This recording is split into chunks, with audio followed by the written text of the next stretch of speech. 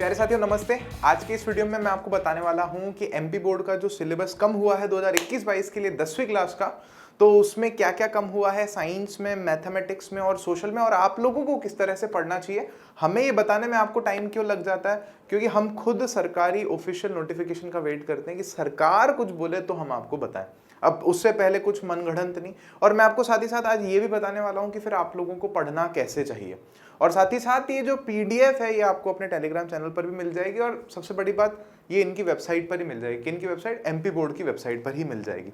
तो आ जाओ अपन जल्दी से देख लेते हैं। तो आप लोगों को करना क्या है, अगर आप ऑफिशियली ही चेक करना चाहते हो, यहाँ पर एमपी बोर्ड लिखना है। मैं लिख देता हूँ एमपी। अभी बोर्ड मैंने पहले सर्च किया था तो आ गया है। और जैसे सर्च करोगे तो पहली वाली ही वेबसाइट है अपनी।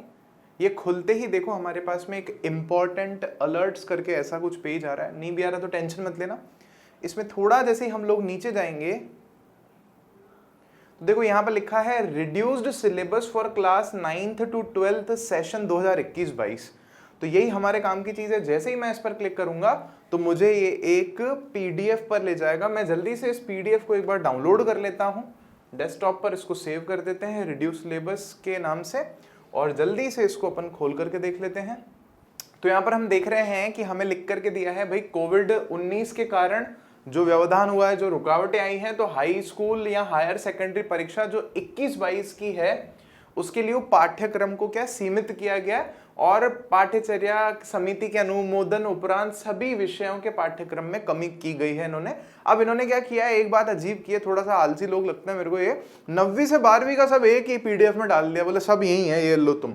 अभी वो यूपी बोर्ड वालों ने सही कर दिया। यूपी बोर्ड की वेबसाइट पे जाओ तो उधर सब कुछ अलग अलग, हर क्लास का हर सब्जेक्ट का अलग है, क्लिक करो वो पीडीएफ आपको मिल जाएगी। इन्होंने एक में बोला रे इतना कौन काम करेगा, छोड़ो साहब चलने दो। तो आप लोग ऐसे आलसी मत बनना जीवन में, ठीक है। तो अपन इसको देख लेते हैं एक बार। तो सबसे पहले यहाँ पर हिंदी का दिया हुआ है कक्षा 9 का।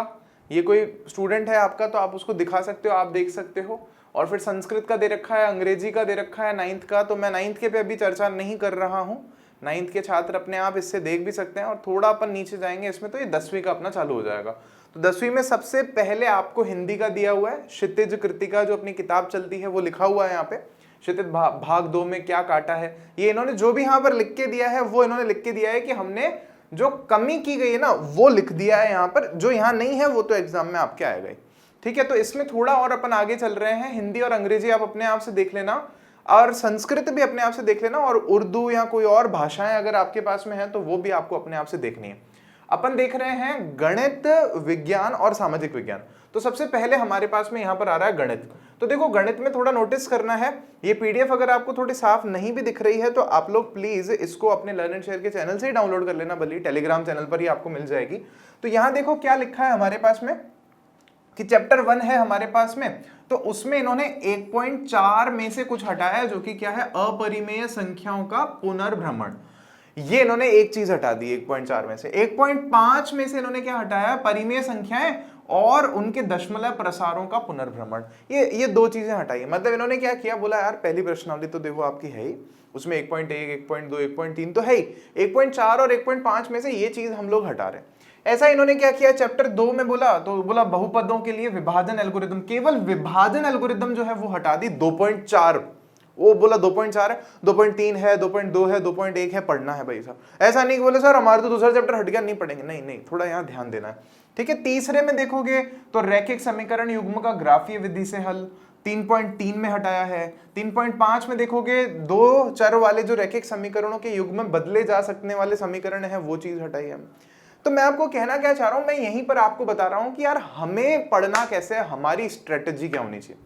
तो हमारी स्ट्रेटेजी असल में ये होनी चाहिए, हम वो चैप्टर नहीं छोड़ेंगे जिसमें से थोड़ी सी चीज हटाई है। जैसे यहां पर हम देख रहे हैं दो प्रश्नावली में केवल 2.4 में से कुछ हिस्सा हटाया है, या मान लो 2.4 हटाई है, तो हम वो दूसरी प्रश्नावली पूरी नहीं छोड़ के चल जाएंगे, या ऐसा नहीं करेंगे कि 2.4 तो सर हम नहीं पढ़ेंगे। आप एक बार के लिए ये चैप्टर्स सारे पढ़ लो, क्योंकि हो सकता है कि पहले चैप्टर से दूसरा चैप्टर थोड़ा लिंक्ड हो, दूसरा जुड़ा हुआ हो। तो होगा क्या, पहले का कुछ हिस्सा आप छोड़ दोगे, दूसरे पे आओगे तो वो चीज आपको फिर हो सकता है समझ में ना आए। थोड़ी सी समझ नहीं बनेगी ना भाई। आप ये मान करके चलो यार हमें तो पढ़ने का मौका मिला है, चलो कोरोना हो गया तो क्या, हम लोग ऑनलाइन तो आपकी मदद कर ही रहे ना, आपको घर बैठे बैठे पढ़ा रहे ना भाई। आप अपने मन में ये मत लाओ कभी भी, बेईमानी नहीं लानी कि हम तो आलस कर लेंगे, हम तो नहीं पढ़ेंगे, मना कर दिया तो मना कर दिया। आप एक बार तो पूरा पढ़ लो। क्यों? क्योंकि कल को 11वीं में जाओगे, 12वीं में जाओगे तो जितनी ज्यादा चीजें पढ़ी हुई होंगी, समझ उतनी ज्यादा विकसित हो चुकी होगी, काम आएगी आपके। और वैसे भी पढ़ते ही अपन ये तो पूरा। तो मैं आपको ये कह रहा हूं, हम वो चैप्टर पूरा छोड़ देंगे जो पूरा का पूरा ही उड़ा दिया इन्होंने। अब जैसे यहां लिखा है देखो, इन्होंने चैप्टर 9 त्रिकोणमिति के कुछ अनुप्रयोग पूरा ही उड़ा दिया। भाई साहब रखा ही नहीं चैप्टर, बोले हटाओ इसको।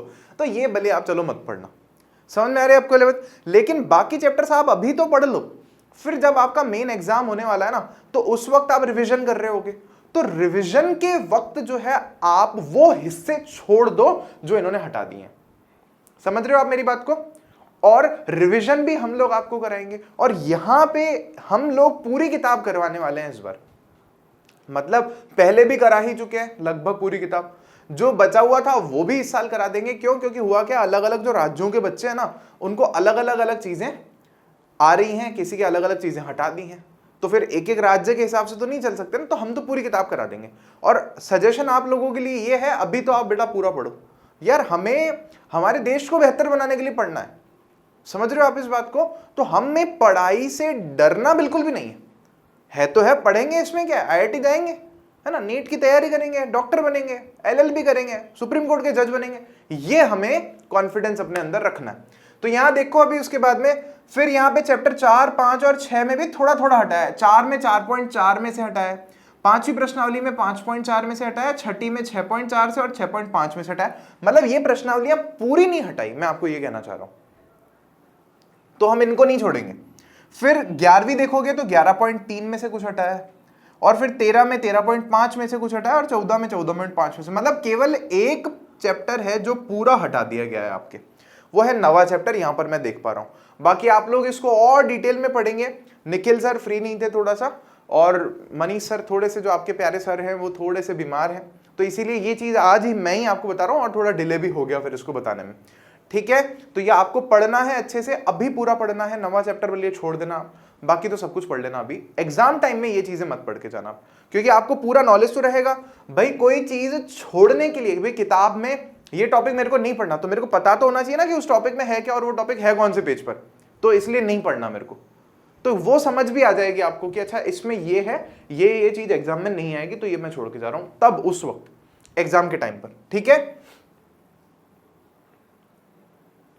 आगे देखते हैं। तो यहां पर हमारे पास में विज्ञान का आ गया है पाठ्यक्रम हमारे सामने, हमारे प्यारे फेवरेट विज्ञान का। तो ये मैंने और बड़ा कर दिया है, भाई विज्ञान है तो विज्ञान को तो बड़ा करेंगे ना अपन। तो यहां देखो, चलो कम किए गए पाठ्यक्रम की विषय वस्तु क्या है, ये क्रम संख्या लिखी हुई है, पुस्तक वस्तु का नाम या जो भी है, विज्ञान विज्ञान विज्ञान लिख दिया उन्होंने। तो अध्याय कौन सा है साहब? 3 है, 4 है, 7 है, 9 है, 16 है। मतलब 1, 2 में तो कोई कमी नहीं है, पूरा पढ़ना है आपको। तीसरे अध्याय में देखो इन्होंने क्या किया है, धातु अधातु वाला अध्याय है अपना तीसरा, उसमें ये कह रहे हैं 3.4 कोई टॉपिक है हमारे पास में किताब में, ऐसे लिखा रहता है एनसीईआरटी में 3.4 क्या है, धातुओं की प्राप्ति से धातु के परिष्करण तक, धातुओं को शुद्ध करने तक। और ये मैं आपको बता दूं ये लास्ट टॉपिक है पाठ का। तो आप जब मान लो पाठ का 80% हिस्सा पढ़ चुके होगे तो 20% क्यों छोड़ोगे? तो अभी मैं आपको वापस यही कहूंगा, ये चैप्टर आपको पूरा पढ़ना है। एग्जाम के टाइम में ये टॉपिक इतना आप मत पढ़ के जाना। फिर चौथा देखोगे कार्बनिक यौगिक, ये तो केमिस्ट्री की जान है। 11वीं 12वीं में अगर आप विज्ञान लेते हो, केमिस्ट्री पढ़ते हो, तो ये तो आपको बहुत अच्छा लगने वाला है वहां पर टॉपिक। तो वहां पर आपको कह रहा है श्रृंखला नहीं पढ़ना, शाखा नहीं पढ़ना, वलय से, मतलब श्रृंखला शाखा वलय से एक टॉपिक है 4.2.2 एनसीईआरटी में, यहां से लेकर के 4.4.2 एथेनोइक अम्ल के गुणधर्म तक आपको नहीं पढ़ना, ऐसा बोला है इन्होंने। लेकिन ये मैं आपको सच बता रहा हूं, ये बहुत छोटा टॉपिक है पाठ का, मतलब लगभग पाठ का 90% हिस्सा आपके सिलेबस में है। तो फिर मेरी राय आपके लिए यही है कि आप एक बार पूरा इसको पढ़ लेना। फिर आप देखो यहां पर नियंत्रण समन्वय है, इस बार ये इंटरेस्टिंग एक बात है, पिछली बार क्या हुआ था, अधिकतर बोर्ड ने इस पाठ को पूरा ही हटा दिया था, लेकिन इस बार ये है, मतलब अपन पढ़ेंगे और अपन तो पूरा ही पढ़ेंगे फिर पढ़ेंगे तो यहां पर हमें क्या बोला है कि इसमें 7.1.3 से उत्तक रक्षित कैसे होता है से अंत तक हटाना, मतलब इसमें काफी पोर्शन इन्होंने हटाया है। वैसे नियंत्रण व समन्वय इस टॉपिक से लेकर के लास्ट तक इन्होंने हटा दिया, लेकिन फिर भी चलो एक बार के लिए अपन पढ़ लेंगे और आप थोड़ा इस चैप्टर का भी आइडिया ले लेना। एनसीईआरटी जैसे ही खोलोगे ना, हेडिंग्स दिख जाएंगी जो इन्होंने यहाँ लिखी है, सीधा वहीं से एनसीईआरटी से कॉपी पेस्ट करके लिखी हुई है। फिर आप देखोगे विज्ञान में नवा पाठ आनुवंशिकता एवं जैव विकास, पिछली बार ये भी काफी होंगे हटाया था, लेकिन इस बार पूरा नहीं हटाया है इन्होंने। ये कह रहे हैं 9.3 विकास से पाठ के अंत तक, आनुवंशिकता व जैव विकास। इसमें मतलब मैं आपको बताऊं, ये कह रहे हैं कि जो हमारे पास मेंडल के नियम और मेंडल के प्रयोग है ना, वो तो पढ़ने हैं, तो हमें फिर क्या नहीं पढ़ना। हमें इस किताब में एक टॉपिक दे रखा है जो कि चार्ल्स डार्विन का है, विकास, तो उनके बारे में जो है वो नहीं पढ़ना। देखो क्या कह रहा है, 9.3 विकास से पाठ जहां तक खत्म हो रहा है वो नहीं पढ़ना, तो वो आखिरी हिस्सा ही है पाठ का दरअसल, तो विकास वाला हिस्सा नहीं पढ़ना। इसका मतलब, इसका कहने का मतलब है लगभग आधा चैप्टर है अपने पाठ्यक्रम में, आधा नहीं है, लेकिन मैं आपको फिर कहूंगा बहुत इंटरेस्टिंग चैप्टर है, पूरा पढ़ डालना। मतलब आपको पढ़ाई से प्यार हो जाना चाहिए यार, क्या मतलब आपको प्यार करने के लिए ना कोई और ढूंढना ना पड़े, कोई इंसान ना ढूंढना पड़े। आप बोलो सर किताबों में मजा आ गया सर, किताबों में डूब जाएंगे सर, दुनिया को बदल ही देंगे सर, ऐसा वाला बस फील आ जाएगी आपको। ये बहुत इंटरेस्टिंग चैप्टर है, पूरा पढ़ना आप जरूर। पार्ट 13 क्या है, विद्युत धारा के चुंबकीय प्रभाव, तो इसमें भी देखो पूरा पार्ट नहीं हटाया है। 13.2.3 विद्युत धारावाही वृत्ताकार पाश के कारण चुंबकीय क्षेत्र से संपूर्ण पाठ अंत तक, तो इन्होंने काफी चीजें हटा दी। मतलब इन्होंने, सच बताऊं मैं आपको, मोटर हटा दिया, जनरेटर हटा दिया, काफी चीजें हटा दी इन्होंने पार्ट में से। तो ये बहुत थोड़ा सा ही रखा है इन्होंने, एक 20-25% पार्ट का इन्होंने रखा है बस, ठीक है। फिर उसके बाद है हमारे पास में पार्ट 16 प्राकृतिक संसाधनों का संपोषित प्रबंधन। ये चैप्टर लास्ट ईयर हटा दिया था काफियों ने नहीं हटाया था, तो ये कह रहे हैं इसमें 16.4 में टॉपिक है कोयला व पेट्रोलियम छोड़कर संपूर्ण पार्ट हटाना। तो कोयला पेट्रोलियम आपको पढ़ना है और बाकी पार्ट हटा दिया है इन्होंने, ऐसा इन्होंने यहाँ पर लिखा है। क्लियर है आपको, इसको पढ़ लेना। लेकिन ये तो मैं आपको कहूंगा 16वां चैप्टर तो वैसे ही इतना छोटा है, इतना आसान है, पूरा पढ़ लेना, कुछ है ही नहीं, और इंटरेस्टिंग और है, थोड़ा सा आपको अपनी प्रकृति के बारे में, अपने आसपास के बारे में सब कुछ पता चलता है, तो ये तो आप पढ़ लेना, मैं तो बल्कि आपको यही कहूंगा। फिर उसके बाद देखते हैं अपन सामाजिक विज्ञान की बात करते हैं कक्षा 10वीं में। तो देखो सामाजिक विज्ञान में अलग अलग हिस्से हैं हमारे पास में, थोड़ा मैं और इसको ऊपर कर देता हूं। सबसे पहले हमें इतिहास की बात करी गई है यहाँ पर, तो इतिहास में आप देखोगे सबसे पहले इन्होंने लिखा है यूरोप में राष्ट्रवाद, अध्याय 1। फिर उदय लिखा है अध्याय 3। अब ये उदय अधूरा ही लिखा है, मुझे पता है एनसीईआरटी से इन्होंने थोड़ा सा कमी कर दी है, तो यहाँ पर इन्होंने टॉपिक बता दिया और इन्होंने इधर अच्छा काम ये किया, पेज नंबर मेंशन कर दिया, बोला पेज 13 से 18 तक आपको नहीं पढ़ना, और ये कौन सा टॉपिक है वो भी बताया इन्होंने, क्रांतियों का युग 1830 से 1848 तक का, ये फिर इन्होंने पेज नंबर भी लिख दिया कि साहब ये मत पढ़ना। फिर इतिहास में देखोगे पाठ जो 3 है अध्याय, उसमें ये चीज हटाई इन्होंने, है ना, 68 पेज से 73 पेज नंबर तक, मतलब लगभग 6 पेज इन्होंने आपके यहाँ पर हटा दिए। और कह रहे हैं महायुद्धों के बीच अर्थव्यवस्था महामंदी, ये इन्होंने लिख दिया, भूमंडलीकृत विश्व का बनना है, उसमें आप इसको देख सकते हो। ये पेज नंबर लिख दिया कि साहब ये मत पढ़ के आना, बाकी सब पढ़ लेना आप। तो फिर बात तो वही आ गई कि यार इतिहास को जब आप समझ रहे हो ना, तो एक फ्लो में समझते हो कि भाई सवाल मान लो ये है कि वर्ल्ड वॉर 1 हुई क्यों, तो उसके पीछे के कारण पता होने चाहिए। अच्छा, फिर पीछे कारण पता होंगे तो समझ में आएगा कि क्यों हुई, फिर देखेंगे कि क्या क्या हुआ वर्ल्ड वॉर में, फिर हम ये समझेंगे कि उसके रेपरकशंस क्या थे, या मतलब उसका जो प्रभाव पड़ा दुनिया पर वो क्या था।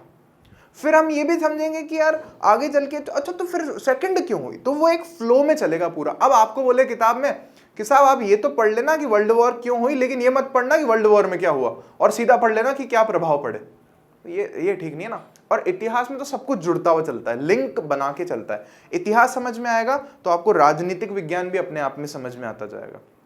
तो ये चीज मैं कहूंगा कि ये तो छोड़ने जैसा नहीं है, मतलब 6-6 पेज तो छोड़े हैं यार इन्होंने, 6-6 पेज नहीं पढ़ोगे क्या आप लोग, पढ़ लेना इसको, तो फिर एग्जाम टाइम में उस टॉपिक को बल्कि छोड़ देना। भूगोल में क्या छोड़ा है, देखो जल संसाधन, विनिर्माण उद्योग, कृषि, है ना, तीसरा पार्ट, चौथा पार्ट, छठा पार्ट, राष्ट्रीय अर्थव्यवस्था की जीवन रेखाएं, ये आखिरी पार्ट है। इसका नाम मेरे को, पार्ट का संख्या मेरे को याद नहीं है, लेकिन ये आखिरी पार्ट है, मुझे पता है किताब का। तो वर्षा जल संग्रहण आप देखोगे बोल रहे हैं छोड़ दो, अभी तो बचपन से अपन वैसे ही पढ़ते आ रहे हैं, 3 पेज का टॉपिक है, क्या छोड़ेंगे इसको। प्रौद्योगिकी और संस्थागत सुधार कह रहे हैं 45 से 49 तक 4 पेज छोड़ने के लिए कह रहे हैं। ऐसे इधर देखोगे तो 76 से 78 पेज तक, और ये 1 पेज के लिए कह रहे हैं कि 94 पेज वाला छोड़ देना। कोई जरूरत नहीं है, पढ़ लेना एक बार पूरा, फिर लास्ट टाइम एग्जाम के वक्त देखेंगे इसको। और दूसरा इसमें आप देखोगे यहां पर थोड़ा सा और आगे चल रहे हैं अपन, तो राजनीति है और फिर अर्थशास्त्र है, और फिर नीचे तो विषय ही चेंज हो जाएगा, वापस 11वीं की हिंदी आ जाएगी। ठीक है, तो राजनीति और अर्थशास्त्र। तो यहां पर आप देखो हमारे को क्या कह रहे हैं हम लोग, राजनीति में ये खलील की उलझन तो पता है ये अध्याय 1 में है, सत्ता की साझेदारी में। मैं कहा यार ये टॉपिक कहाँ है, तो ये डब्बे बना करके दे रखा है कि वो अलग अलग घटनाएं बता रखी होती ना, कि इसके साथ ये हुआ, ये हो गया, वो गांव में लोन लेना चाहता है, फिर वो कैसे लेगा, क्यों लेगा, तो वो एक डब्बा बोले हटा रहे हैं। अरे पूरा चैप्टर है भाई, मजाक हो रहा है मतलब यहाँ पे, आपको तो पूरा ही पढ़ना है, ये समझो आप। ठीक है, और सत्ता की साझेदारी के रूप बोला हटा देना, मतलब मैं फिर भी कहूंगा कि आप पढ़ लेना इसको भी पूरा। संघवाद में आप देखोगे तो भारत में विकेंद्रीकरण, ब्राजील का एक प्रयोग, ये सब आप पढ़ लेना, आसान ही है, बहुत छोटे छोटे टॉपिक्स हैं। और अध्याय 8 लोकतंत्र की जो चुनौतियां हैं, उसमें 2 टॉपिक हमें छोड़ने के लिए कहे हैं। मैं आपको सच बताऊं, मैंने सच में आज तक मनीष सर जितनी एनर्जी से सामाजिक पढ़ाते हुए किसी टीचर को नहीं देखा, इतना फील करके महसूस करते उस सब्जेक्ट को पढ़ाते हुए मैंने किसी को नहीं देखा। बल्कि बात तो यह है कि जो ज्यादातर जो होशियार बच्चे होते हैं ना 10वीं में, तो वो अधिकतर विज्ञान ले लेते हैं, साइंस मैथ्स ले लेते हैं या साइंस बायो ले लेते हैं। और या तो फिर मान लो बचपन से एक सपना होता है कि सीए बनेंगे, तो उनके घर में भी सीए होते हैं, तो वो चार्टर्ड अकाउंटेंट या बैंक में नौकरी करेंगे, तो वो कॉमर्स ले लेते हैं। बहुत कम ऐसे स्टूडेंट्स होते हैं जो बाद में भी आर्ट्स की पढ़ाई कंटिन्यू करते हैं। मनीष सर 10th में स्कूल के टॉपर थे अपनी क्लास के, 12th में भी वो टॉपर थे, हालांकि 10th के बाद उनको आर्ट्स लेनी थी, लेकिन उनके स्कूल में केवल साइंस और कॉमर्स थी। तो फिर मनीष सर को घर वालों ने भी कहा होगा कि आप पढ़ लीजिए अभी तो इसी स्कूल में, फिर बाद में देखेंगे। तो मनीष सर ने 11th-12th कॉमर्स से पढ़ ली थी, लेकिन उनके मन में क्लियर था कि मेरे को आर्ट्स पढ़नी है, पढ़ानी है, बच्चों को बहुत दिल तक समझानी है। लोग हल्के में लेते हैं राजनीतिक विज्ञान को, हिस्ट्री को, अर्थशास्त्र को, ऐसा नहीं होना चाहिए। ये वो विषय हैं जिनसे हमारे देश चल रहे हैं। भाई प्लेन उड़ाना वैज्ञानिक कर सकता है ना, एक साइंस वाला स्टूडेंट कर सकता है, लेकिन देश नहीं चला सकता। देश चलाना ज्यादा मुश्किल है। तो मैं आपको यही कहूंगा कि उन्होंने फिर कॉलेज की जो पढ़ाई है और अब भी जो आगे की पढ़ाई कर रहे हैं, वो सारी आर्ट्स को लेकर के कर रहे हैं। तो आपको जरूर से मनीष सर के सारे वीडियोस पी जाने हैं, जो पढ़ा रहे हैं पढ़ लो, जो डाउट्स आते हैं पूछ लो सर से। आप ये मौका नहीं मिलेगा आपको, मतलब आप किस्मत वाले हो कि आपको ऐसे टीचर से पढ़ने के लिए मिल रहा है। ठीक है क्या? तो ये पीडीएफ फाइल जो है आपको लर्न एंड शेयर के टेलीग्राम चैनल पर मिल जाएगी। ठोको ताली। और मैं कह रहा हूं एमपी बोर्ड वालों को हैरान कर दो, वो बोले ऐसा कैसे हो गया भाई, ये सबके 100 में 100 कैसे आ रहे हैं, मतलब ये होनी चाहिए फीलिंग। बोले सर अगले साल तो सिलेबस बढ़ाना पड़ेगा, टफ करना पड़ेगा पेपर को। तो ये वाली बात है। और कोई डाउट है आपके, कोई दिक्कत परेशानी है, तो आप कमेंट सेक्शन में लिखो, या हमारा नंबर दे ही रखा है आपको, तो आप उस पर फोन करो, समय ले लो, किसी टीचर से बात करना होगा तो वो करवा देंगे आपको। चलिए तो थैंक यू सो मच, है ना, मिलते हैं आपसे और वीडियोस में।